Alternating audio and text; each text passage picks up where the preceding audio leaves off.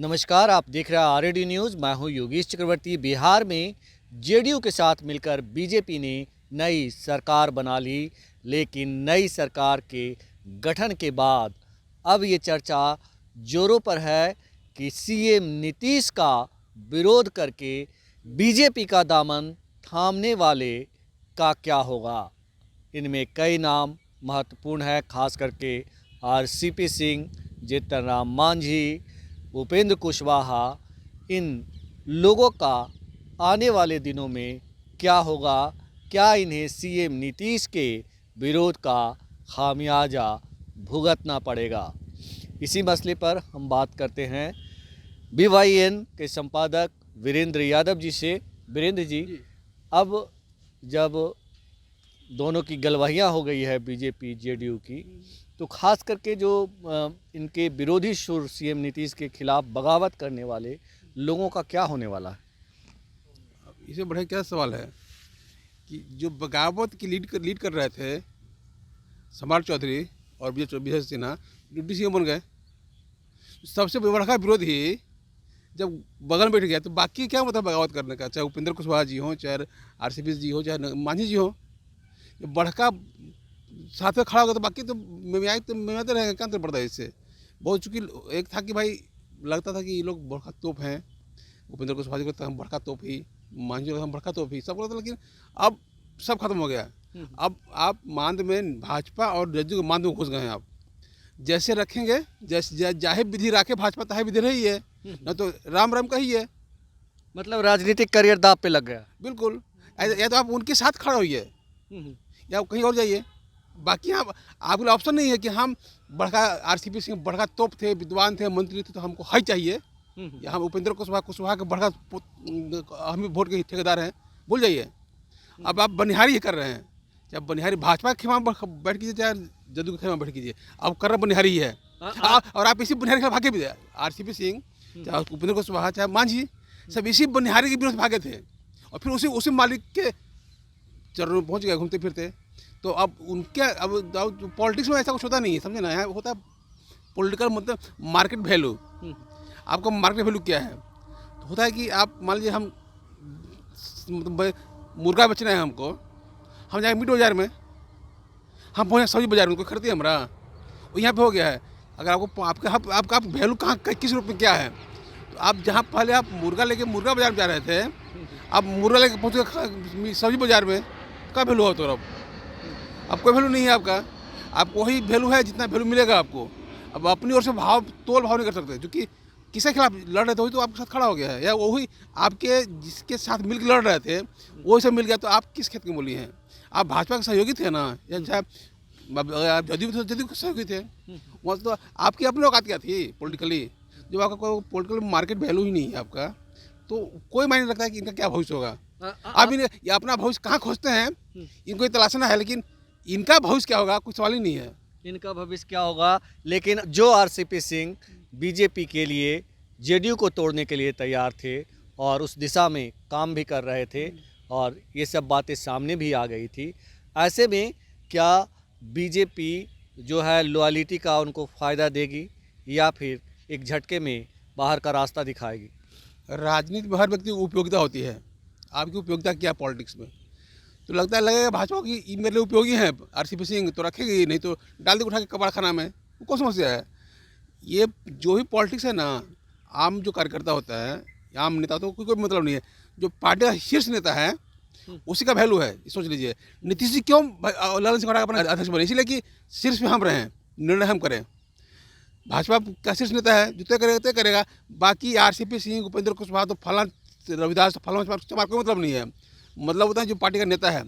आप देखिएगा कि आरसीपी सिंह तब केंद्रीय मंत्री बने थे जब खुद पार्टी के राष्ट्रीय अध्यक्ष थे। जब नीतीश जी राष्ट्रीय अध्यक्ष थे नहीं बने, क्योंकि तय करना था नीतीश जी को। जिस दिन उनके हाथ में पावर आ गया कि हम तय कर सकते हैं कहाँ जाएंगे, चले गए। तो जिसके हाथ में पावर है, पार्टी का ठेकेदारी है, वही चला पाएगा। तो आज की तारीख में ठेकेदारी भाजपा जदयू के पास नीतीश जी की ठेकेदारी है, चाहे जहाँ चले जाएँ। आज भाजपा में गए हैं, कल जदयू में आदमी चले जाएँ, उनकी मर्जी, कोई कुछ नहीं कर सकता है। उसी तरह भाजपा वाले जहाँ डाल दें इनको डाल रहेंगे, इनकी कंसर्ट तो होगा नहीं कुछ। कुल मिला के यही है कि पार्टी जहाँ चाहेगी वहाँ सेट हुई है, नहीं तो सेट कर देगी पार्टी आपको। पार्टी सीट कर देगी। मतलब जो जीतन राम मांझी अभी 2 मंत्रालय की मांग कर रहे हैं और 6 जो है लोकसभा सीटों की मांग कर रहे हैं, तो ऐसे में उनके पास ये ऑप्शन नहीं रहेगा कि कोई बार्गेन करें। वो सीधे बीजेपी कहेगी कि आपको इतना सीट मिलेगा, वो फाइनल है। हाँ बिल्कुल, हाँ, ये कुछ राय देना ही नहीं है, आपको सुनिए, आपको बोलने के लिए बुलाया गया है। आप सत्यनारायण भर कथा के श्रोता भर हैं, समझे ना। आपको पाठ पढ़ने का अधिकार नहीं है। जब पंडित बोलते हैं कि 7वां अध्याय खत्म, तो खत्म मान लीजिए, आप दिमाग नहीं लगाना है आपको। जय सत्यनारायण भगवान कथा खत्म मान लीजिए, आपको दिमाग नहीं लगाना है। उसी तरह ये जो सिस्टम है ना, जो भाजपा कहेगी वो तो मान लीजिए, उससे ज़्यादा सोचिए मत। जहाँ सोचिएगा कि नहीं, तो आपको सोचने के लिए भेज दीजिए घर से, और सोचिएगा दिनों बैठ के। मतलब जीतन राम मांझी, आरसीपी सिंह, उपेंद्र कुशवाहा, चिराग पासवान इसी तरह देश में राम राज लाएंगे, इसी तरह बेकार राज कर लाएंगे। बिगाड़ राज। हाँ, चूँकि अब उनको बेकार ही करना है, चाहे नीतीश जी क्या करें, लालू जी क्या करें, या भाजपा क्या करें। उनकी अपनी कोई पॉलिटिकल पहचान क्या है? 2-4-10 वोटों के उनकी पूरी पॉलिटिक्स अपने तक सीमित है। खुद की सीट कैसे बच जाए हमारी, इस को सोचते नहीं। सीट बच जाएगी अपनी तो सोचेंगे फिर। तो अभी जो चुनाव लोकसभा का है, सबका है कि हम सांस ले लायक हो जाऊँ, पानी सांस के नीचे आ जाता है कि हम सांस ले सकें। क्या नाम है, चिराग पासवान क्या भाई कि हम एक बार MP बन जाएँ। MP 5 को बने, चाहे हम बन जाएँ, मांगे 15 को, मिलेगी वो तैयार। उपेंद्र कुशवाहा हो जाता है, हम एक बार जीत जाएँ, एक बार फिर MP बन जाए, उससे ज़्यादा कुछ नहीं है उनका।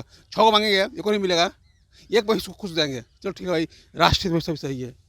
वही राष्ट्रहित, हाँ, राष्ट्रहित। हाँ, राष्ट्रहित में मांझी जी भी वही राष्ट्र सब सही है। एक जिसको हम कहते हैं, टेक्निकली भाषा होता है ना, पर्यायवाची शब्द होता है। मतलब अगर कोशी हित है, जैसे होता है ना कि आम मतलब फूल के पर्याय में पुष्प हो गया, होता है ना शब्द हिंदी में पढ़ते पर्यायवाची शब्द है, ये शब्द पर्यायवाची है। राष्ट्रहित मतलब कुर्सी हित है, तो राष्ट्रहित मतलब कुर्सी हित है। तो कुर्सी हित में जो सही होगा वो सब सही है। तो उनके लिए कुर्सी हित क्या कि हम अगर एक बार मांझी जी को CM तो बनिए गए, एक बार MP बन जाओ भाई, तो चल भाई ठीक है। कुशवाहा जी का ऐसा रोड पर घूमी थी, चलो एक बार फिर से MP बन जाए, मंत्री बनने के बाद देखा जाएगा। लेकिन इस गठबंधन में एक नेता ऐसा भी है जो सिद्धांत नैतिकता की बात करता है, चिराग पासवान, कि हम सिद्धांत पे चलते हैं, हम बिहार की अस्मिता के बारे में सोचते हैं, बिहार फर्स्ट, बिहारी फर्स्ट का नारा देते हैं और CM नीतीश को हर मौके पे जो है घूट घूट करके जो है गाली देते हैं। तो ऐसे में उनका क्या होगा? अरे जो पानी पी के बल्टी भर पानी पी गाली दे रहे थे सम्राट चौधरी और विजय सिन्हा, तो चलो गोदी में बैठे उनका पैर में पड़ गए। ये कौन खेत के मूल्य है भाई? ये तो खुद का हनुमान है, जो पार्टी का नेता था विधानसभा में। हनुमान तो मोदी जी के हैं ना। अरे किसी हनुमान का आज भी मोदी की हनुमान का है ना। तो जो नीतीश जी को पानी पे गाली दे रहा था दिन भर धंधा ही था नीतीश को गलियाना है, वो तो उनके चरण बैठ गया है। तो ये तो किस खेत के मूल्य है भाई? इनकी अपनी क्या औकात है? एक सीट से ज़्यादा इनको एक सीट चाहिए कि हम भाई MP बन जाए। वो बता नहीं चाहे एक नहीं 6 चाहिए इनको, 9 मांगे ना भाई, कौन होता है? मिलना एक सीट में है ये। उनको तो अपने हम जीत जाए, मांगना तो हर कोई पड़ता है ना जी। अब जाएगा सब्जी लगाने ना, तो पहले आदमी फैलाता है पूरा, तब चलो भले वो तो काम चल जाए, लेकिन टांग तो पूरा फैलाना पड़ता है। तो टांग पे फैलाएंगे नहीं, अब कुछ नहीं मिला तो छोड़ देना, हमला चाहिए हमारा, और हमारा होता चाहिए जय मेरे। इसमें एक बात है कि जो आत्मसम्मान भी तो होती है। कौन सी सम्मान में यार? पॉलिटिक्स में सम्मान होता है? पॉलिटिक्स में कोई आत्म और सम्मान कुछ नहीं होता है। यहाँ सिर्फ कुर्सी होती है, कुर्सी के लिए सब जायज है। आत्म और सम्मान नाम कुछ चीज़ नहीं है, स्वाभिमान नाम कुछ चीज़ होती है। स्वाभिमान होता तो शायद चिराग पासवान कोई भी नहीं जाता भाई। जी। जो कहता है कि हम माटी में मिल जाएंगे, नहीं जाएंगे, चल जाता है। जो कहता है कि कुछ दरवाज़ा बंद हो गया, फट दरवाज़ा खोल देता है। कहाँ स्वाभिमान की बात करते हैं? फालतू बात। ये सब चीज़ें कहने को होती हैं। राजनीति में चीज़ें सिर्फ कहने को होती है कि हम बहुत बड़का ईमानदारी हुआ हो, लेकिन सब काम भ्रष्ट कर रहे हैं। यहाँ जो बात ईमानदारी से कहता है कि हम बड़का ईमानदार है ना, जिस मंच पर चढ़ता है ना, वो बनता पैसा भ्रष्ट पैसा से। जो नेता कहता है कि हम बड़का ईमानदारी हुआ, और जो मंच बनता है उसके लिए ना, वो बनता भ्रष्ट पैसा से। तो कहा कि ईमानदारी? जिस मंच पर खड़ा बोल रहे हैं आप कि हम ईमानदार हैं, वो बना है भ्रष्टाचार पैसा से बना हुआ है। तो कहा कि ईमानदारी यार? खाली मुँह से बोलता रहिए ईमानदारी। पॉलिटिक्स शुद्ध रूप से झूठ का धंधा है, भ्रष्टाचार का धंधा है। यहाँ जो भी आगे ही कहेगा हम ईमानदार हैं, नहीं करें हम भी जाएंगे तो हम भी वही करेंगे जो और लोग कर रहे हैं। लेकिन कहेंगे ना हम बड़ा शुद्ध ईमानदारी हुआ, हम कर्पूरी ठाकुर पोता ही हुआ, बेटा ही हुआ, दादा ही हुआ, सब में ही हुआ। लेकिन कर्पूरी अपने कल तो घर है। एक अभी जदयू के RJD नेता हैं, उनका बड़ा कहना बढ़िया था। देखिए भाई, हम कर्पूरी जी के शिष्य हैं, ठीक ना, लेकिन अब कर्पूरी जी का हम फोटो हटा दिए अपने घर में से। कहा कि हमको लगता था कि उनके फोटो नीचे बैठ के हम कुछ लेन देन कर रहे हैं, ठीक नहीं है। तो कर्पूरी जी की फोटो हटा दिए हम, लेन देन छोड़े वो क्या किए, फोटो ही हटा दिए, बस खत्म कहानी। यही ईमानदारी है, जी जी जी। सिस्टम की ईमानदारी यही है। हर वो अकेले बेचारे नहीं है, वैसे हर नेता हो तो उस तरह का, लेकिन वो ज़्यादा ईमानदार है कि कहेंगे नहीं भाई हम भी कर्पूरी जी के नीचे नहीं कर सकते भाई, हम इतना ईमानदारी हम कर्पूरी जी के सामने नहीं करेंगे। ये फोटो सामने हटा दिया उन्होंने। बाकी लोग कर्पूरी ठाकुर सामने पूजा भी करते हैं और इधर सब करते हैं। इसलिए ऐसा कुछ नहीं है, राजनीति शुद्ध रूप से कारोबार है, इन्वेस्ट है, उसमें जो जितना लगाएगा उतना कमाएगा, डूब भी सकता है, धंधा है।